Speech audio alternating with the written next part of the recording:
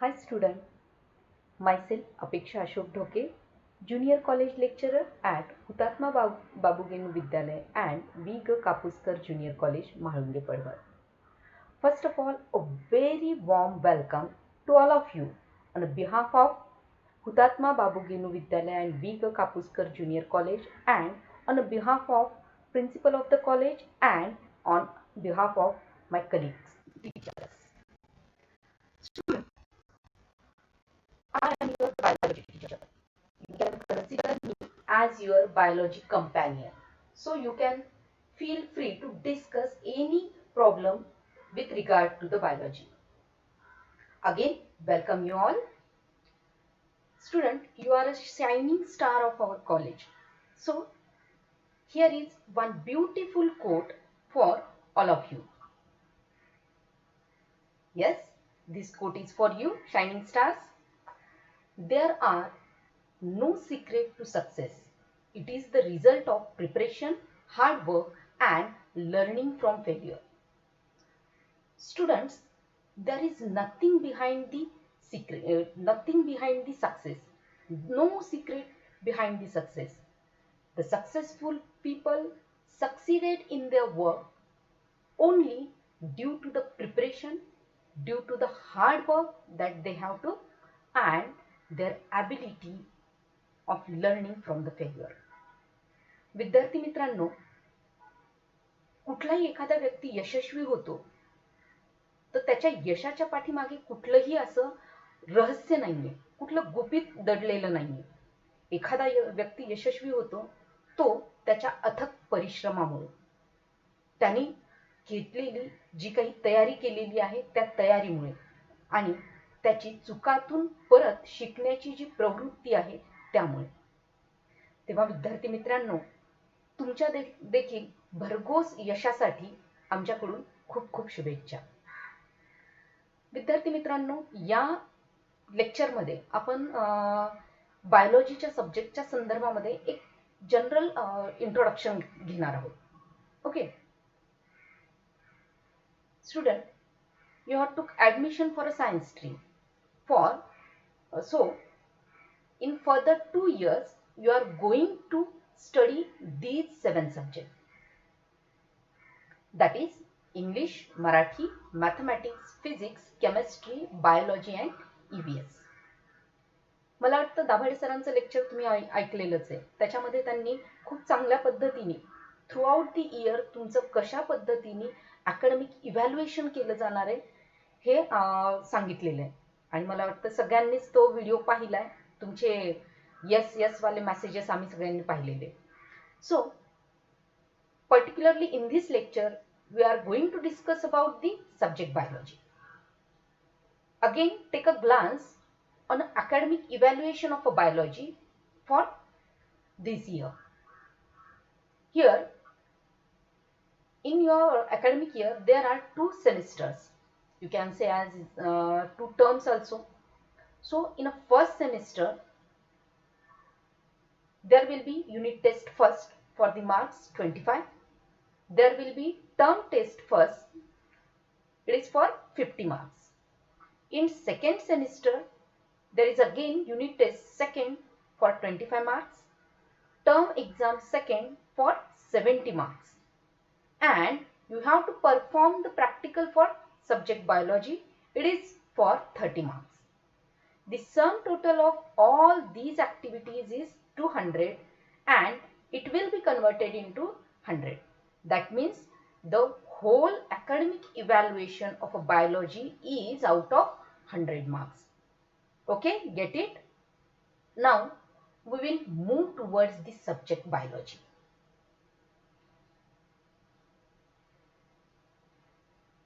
So what is the biology?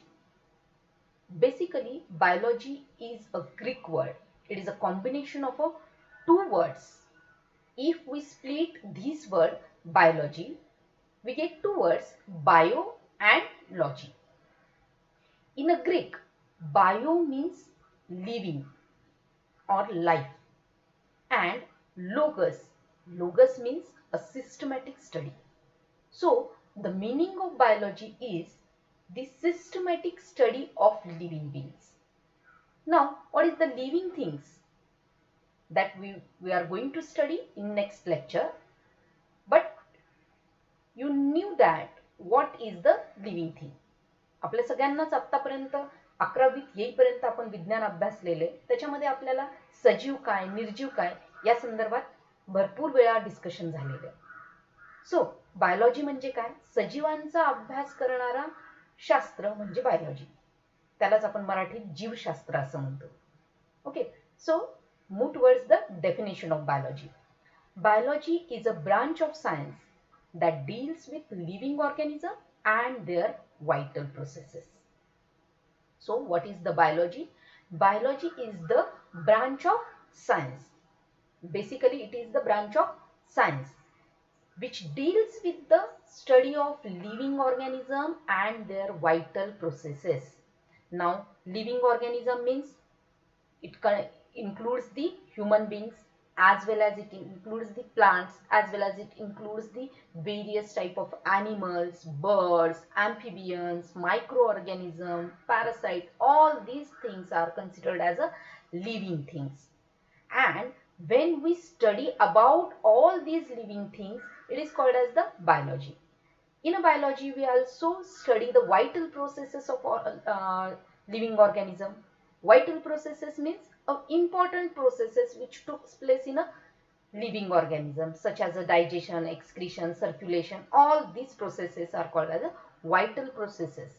So, next definition of a biology is defined as the study of living organism, their origin, their anatomy, morphology, physiology, behavior and distribution. See here the next definition of a biology. Biology is defined as the study of a living organism, and in which we also study the origin of living organism. That means how the living organism originated, how they evolved. Then here we study the anatomy of living organism. Anatomy means what? The internal structure of living organism. How a living organism is internally made. What is its internal structure? Then morphology. Morphology means the external structure, the study of external features of living organism. Then study of the physiology, that is the life processes which are involved in the living organism.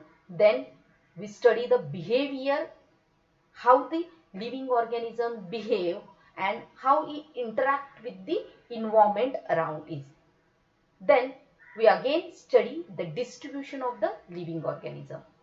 So biology is the study of living organism and their origin, their anatomy, their morphology, their physiology, their behavior and the distribution. Okay, biology म्हणजे काय की सजीवांची study किंवा सजीवांचा अभ्यास, ज्यामध्ये ते सजीव originate कसे झाले म्हणजे त्यांची उत्पत्ती कशी झाली, त्यांचं अंतरंग कसं आहे अॅनाटॉमी, त्यांचं बाह्यरंग कसं आहे किंवा त्यांचे बाह्य वैशिष्ट्य काय आहेत त्यांची आपण अभ्यास करतो. त्याचबरोबर त्यांची फिजिओलॉजी काय आहे की लाईफ प्रोसेसेस, जीवन प्रक्रिया त्यांच्या कशा कशा पद्धतीने पार पाडल्या जातात. त्याचबरोबर वर्तन, behaviour of the living organism and the distribution. Okay, ह्या पृथ्वी तलावरती लिव्हिंग ऑर्गॅनिझम कशा पद्धतीने डिस्ट्रीब्यूट झालेले आहेत या सगळ्याचा अभ्यास म्हणजेच काय आहे biology. Then biology encompasses diverse fields including botany, conservation, ecology, evolution, genetics, marine biology, medicine, microbiology, molecular biology, physiology and zoology. या सेंटेन्स वरनं तुम्हाला लक्षात आलंच असेल की बायोलॉजी किती जास्त इम्पॉर्टंट आहे. बायोलॉजी मध्ये आपण कशा कशाचा अभ्यास करतोय.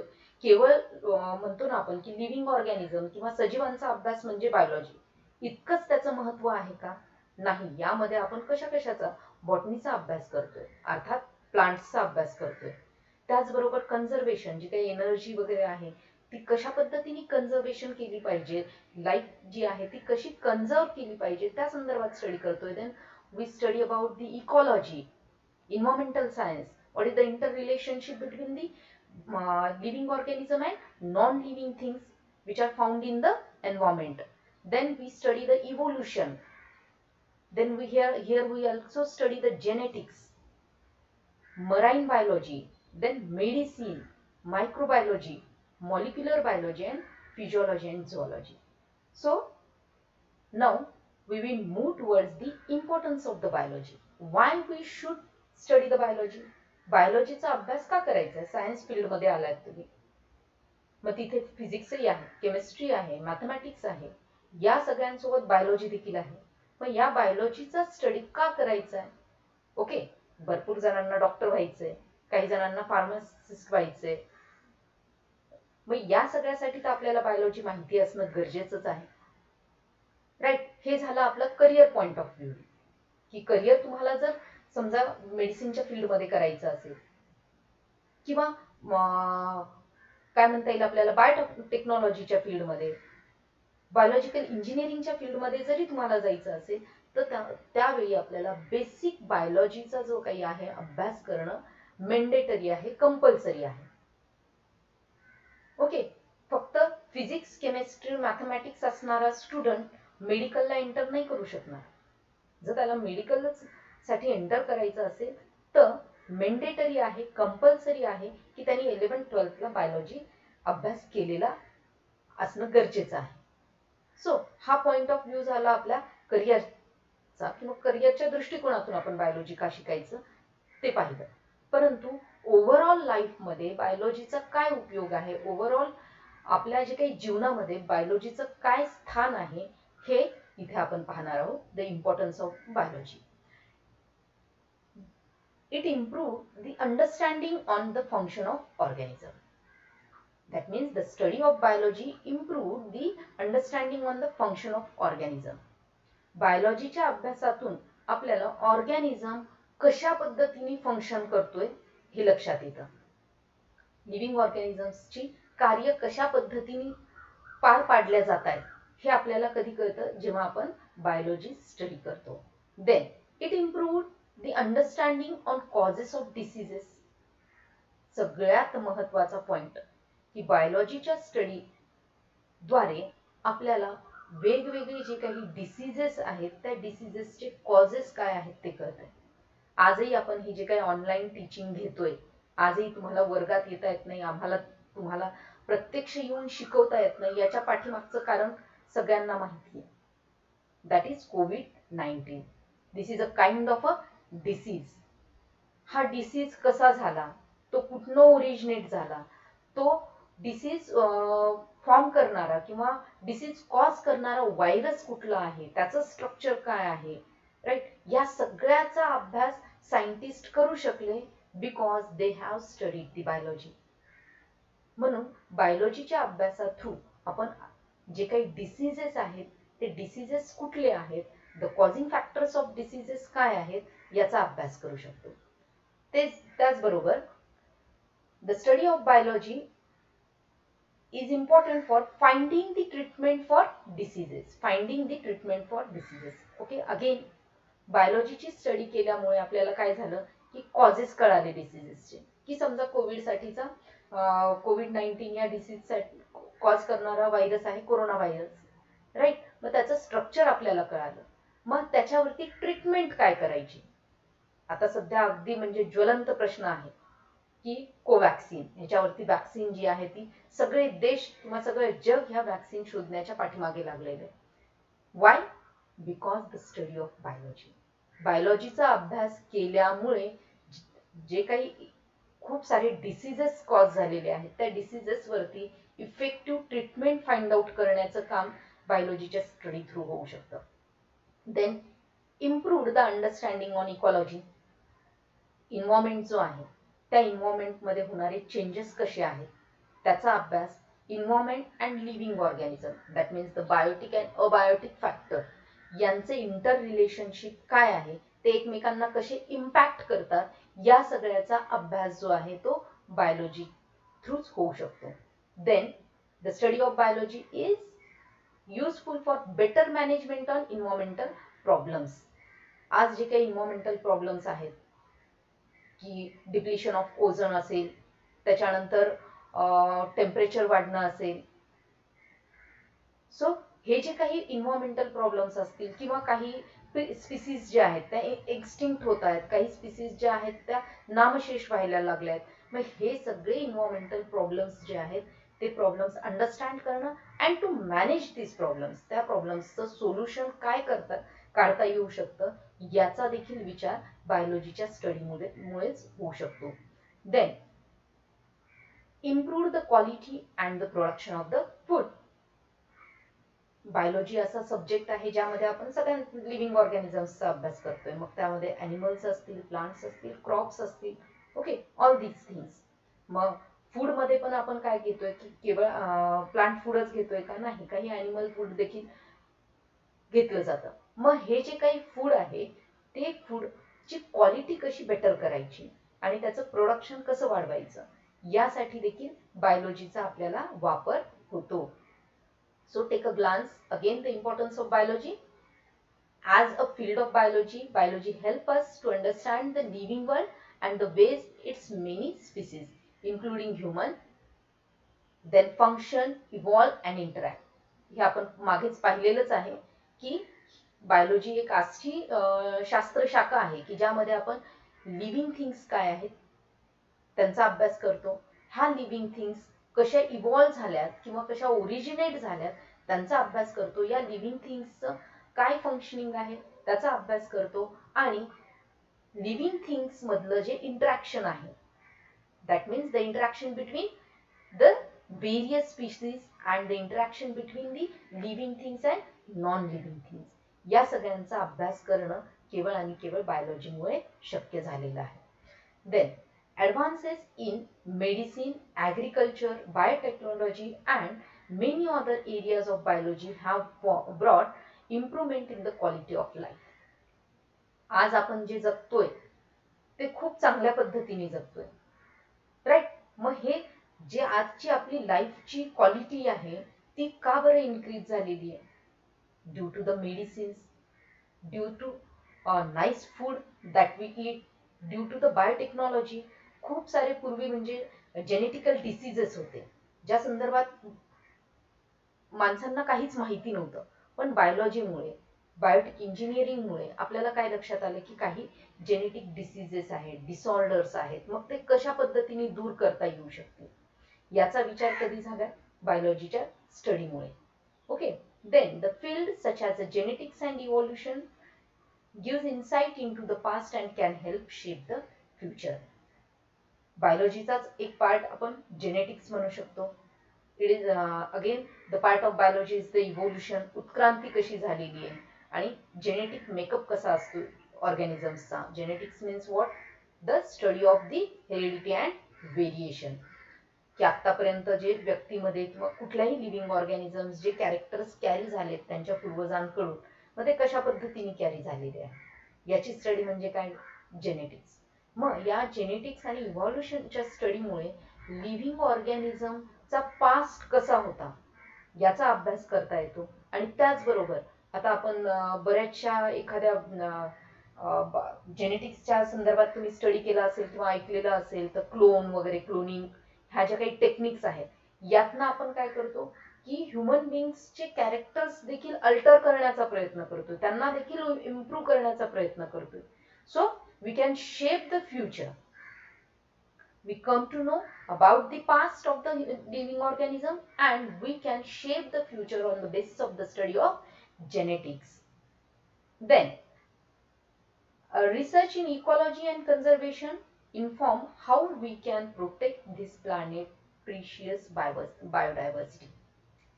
ओके, बायोलॉजीची जी काही ब्रांच आहे किंवा बायोलॉजीचाच पार्ट आहे इकॉलॉजी, देन कन्झर्वेशन, यांच्या स्टडी थ्रू आपल्या प्लॅनेटवरची जी काही बायोडायव्हर्सिटी आहे त्या बायोडायव्हर्सिटीला प्रोटेक्ट कशा पद्धतीने करता येऊ शकतं याचा देखील विचार केला जाऊ शकतो. So all these is about the importance of biology. Now we will move towards the branches of biology. Here some branches are enlisted here. So biology is a science which deals with the study of living organism, but biology has so many branches such as the anatomy. Anatomy is the branch of biology in which we study the internal structure of living organism. Then the cytology. Cytology is the branch of biology in which we study the cell. As you all knew that cell is the basic and fundamental structural and functional unit of living organism. प्रत्येक living organism जो आहे तो सेलनी form झालेला आहे. काही living organism unicellular आहेत तर काही मल्टीसेल्युलर आहेत. मग सेल जो आहे तो लाईफचा एक म्हणतो ना आपण basic fundamental structural and functional unit आहे. So here is the study of cell is called as the cytology. Then histology. Histology is the study of tissues. Biochemistry, it is the branch of biology in which we study the biological reactions. Physiology, it is a branch of biology which deals with the study of internal functions of an organism. Okay, then the genetics, it is the branch of biology which deals with the study of heredity and variation. Then embryology, it is the branch of biology which deals with the study of the development of an organism from a zygote to a complete living organism. Then the biotechnology, it is the branch of biology which in which we study the application of technology in the biology. Then parasitology, it is the study of parasite. Taxonomy, it is the study of classification of all living organisms. Then ethology, it is the study of behavior of the living organism. Immunology, it is the study of immunity. Then ecology, it is the branch of biology which deals with the study of environment. All these are the branches of biology. इथे ज्या काही branches आहेत तेवढ्याच केवळ बायोलॉजीच्या branches नाहीयेत. ह्या general आपण एक लिस्ट केलेल्या आहे. आता तुम्हाला होमवर्क म्हणून यापेक्षा वेगळ्या बायोलॉजीच्या ब्रांचेस कुठल्या कुठल्या आहेत त्या लिस्ट करायच्या. Now we will move toward our biology textbook, 11th standard biology textbook. Here is the cover of a biology textbook. तुम्ही सगळ्यांनी पुस्तकं घेतलेली असतीलच, भरपूर जणांनी ती काढून वाचली देखील असतील. So this is the biology textbook. In your biology textbook, there are 5 units that we are going to study. Unit number 1, diversity in living world. Unit number 2, cell structure and functions. Unit number 3, structural organization in organism. Unit number 4, plant physiology, and 5th unit is the animal physiology. Now we are going to discuss about the chapter which are under these units. Here there are 16 chapters in your textbook.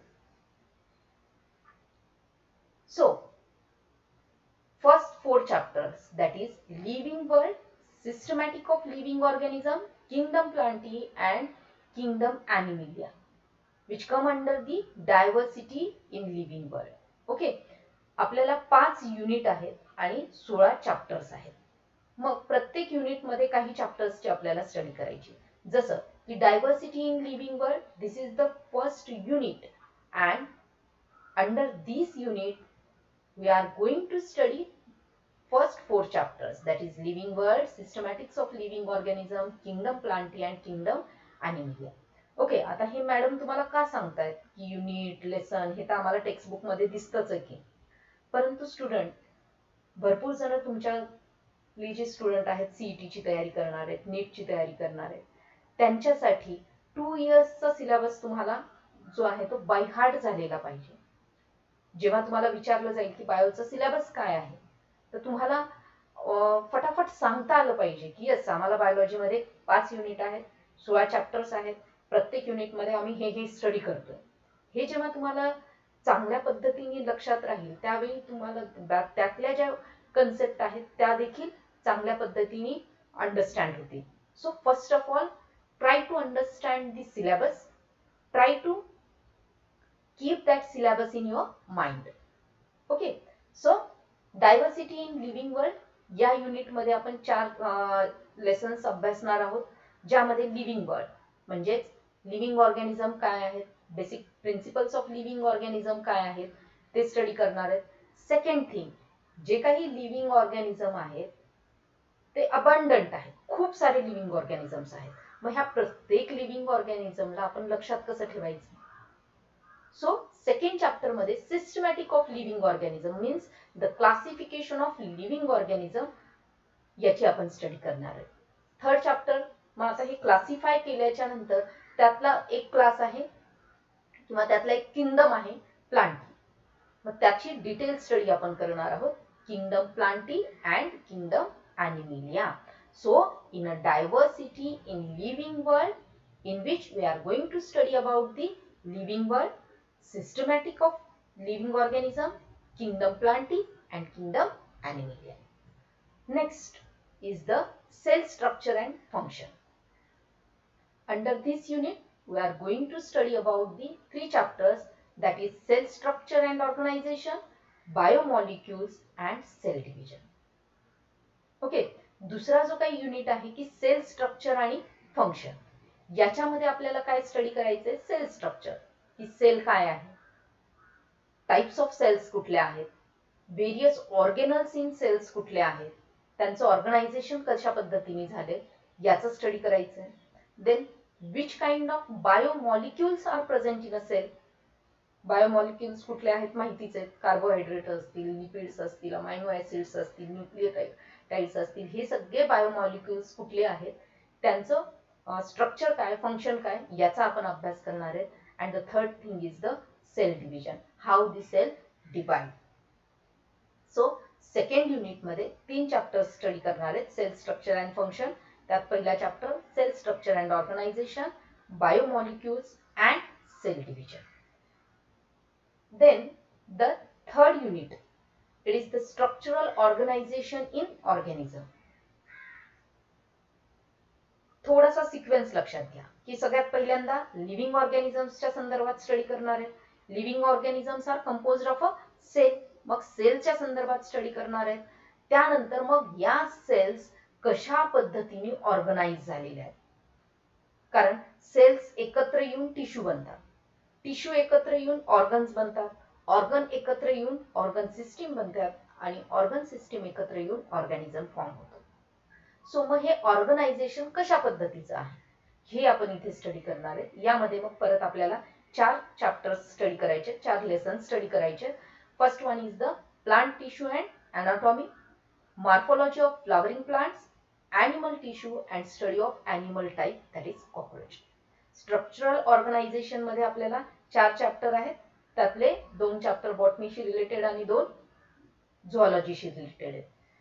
Okay, plant tissue आणि त्यांची anatomy काय आहे की plant मध्ये वेगवेगळे tissue कुठले आहेत, जायलम असेल, फ्लोएम असेल, त्यांची मग अनाटॉमी काय आहे, that is the anatomy of the root, त्याच्यानंतर स्टेम, लीफ, राईट. मग इंटरनली ह्यांचं स्ट्रक्चर काय आहे हे आपण अभ्यासणार आहोत. नेक्स्ट चॅप्टर जो आहे तो morphology of a flowering plants. मग फ्लॉवरिंग प्लांट्सचे वेगवेगळे पार्ट्स कुठले आहेत, रूट असेल, स्टेम असेल, फ्लॉवर असेल, लीफ असेल किंवा फ्रूट असेल, मग यांचे टाइप्स काय आहेत, राईट. या संदर्भातली स्टडी आपल्याला मॉर्फोलॉजी ऑफ फ्लॉवरिंग प्लांट्स मध्ये करायची आहे. Next is the animal tissue. Structural organization in organism मध्ये आपल्याला नेक्स्ट चॅप्टर जो आहे तो ॲनिमल टिश्यूचा, की ॲनिमल बॉडी जी आहे ती कुठल्या कुठल्या टाइप्सच्या टिश्यूनी बनलेली आहे. मग त्या टिश्यूज चे टाइप्स असतील, त्यांचं स्ट्रक्चर असेल, त्यांचं फंक्शन असेल, या सगळ्याचा अभ्यास आपल्याला करायचा आहे. And the 11th chapter is the study of animal type cockroach. कॉकरोचची आपल्याला डिटेल तिथे स्टडी करायची आहे. Then 4th unit is the plant physiology. Plant physiology मध्ये आपल्याला ज्या लाईफ प्रोसेसेस प्लांट मध्ये पार पाडल्या जातात त्या लाईफ प्रोसेसेसचा अभ्यास करायचा आहे. मग त्यातल्या वायटल 2 प्रोसेसेस किंवा महत्वाच्या, अतिमहत्वाच्या 2 प्रोसेसेस आहेत, त्यांची डिटेल स्टडी करायची, that is the photosynthesis and respiration. So unit 4, that is a plant physiology, consists of 2 chapters, photosynthesis and respiration. And the last unit, that is the animal physiology. Animal physiology मध्ये आता life processes in a animal. त्यामध्ये आपल्याला डिटेलमध्ये study करायचं आहे human nutrition, excretion and osmoregulation and skeleton and movement. इथे आपल्याला या 3 प्रोसेसेसचा अभ्यास करायचा आहे. जसं की ह्युमन न्यूट्रिशन असेल, then excretion and osmoregulation and skeleton and movement of the animal. Here we have completed the discussion about the syllabus of biology. Now at the end of the lecture, here is one question for you. What is a biology? What is the significance of biology study?